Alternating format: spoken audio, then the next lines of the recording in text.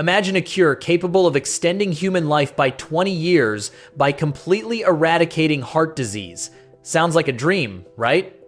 It is exactly this dream and the massive fortune that comes with it that the pharmaceutical company Parker Jenks is hunting. But to create the serum, they are missing one small ingredient: fresh DNA from live dinosaurs. And Zora Bennett, an elite mercenary, is tasked with retrieving it. Zora thought this was just another dirty job for big money, but she didn't yet know that this contract would become a fight not for millions, but for her own soul, and I'll tell you about that a bit later. The team is a motley crew: Zora herself, the cynical paleontologist Dr. Loomis, and Zora's old friend Captain Duncan, who had to be persuaded with a double fee. Their destination is an isolated island on the equator where a prehistoric climate has been preserved. The task seems simple: collect blood samples from three giants, the marine Mosasaurus, the land-dwelling Titanosaurus, and the airborne Quetzalcoatlus.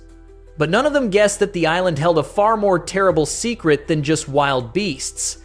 While our team sails toward their goal, a pleasure yacht with an ordinary family accidentally enters these same waters. And here, the first collision with reality happens. A giant Mosasaurus attacks the yacht. Zora's team manages to get a sample from the monster, but they face a choice: save the survivors, a father and two daughters, or follow the mission. Here we see for the first time the true face of Martin Krebs, the company representative who is ready to leave people to certain death for the sake of a test tube of blood. Remember this guy. His ambitions will play a fatal role in our story. Zora and Duncan decide to save the family, but as a result, their schooner is damaged and all the heroes end up trapped on an island teeming with predators. They need to get to an old research complex to call for help. The path lies through the jungle, and it's not just a walk in the park.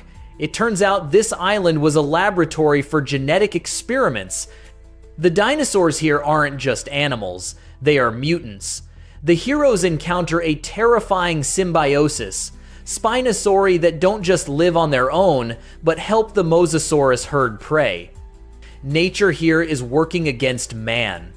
Despite the horror, Loomis and Zora manage to obtain the second sample from the Titanosaurus, and then perform a crazy climb up the cliffs to get the blood of the flying Quetzalcoatlus right from its nest. It would seem victory is near. The samples are collected, and the heroes reach the complex where they find an old but functional boat. And right here, at the very finish line, when rescue seemed inevitable, that very hook I mentioned earlier comes into play. Krebs, the company rep, betrays everyone.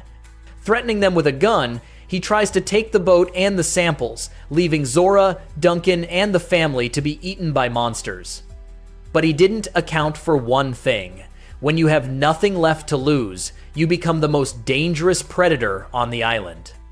In the final showdown on the pier, when a furious dinosaur appears drawn by the noise, Duncan sacrifices himself, distracting the monster with a torch to let the others escape.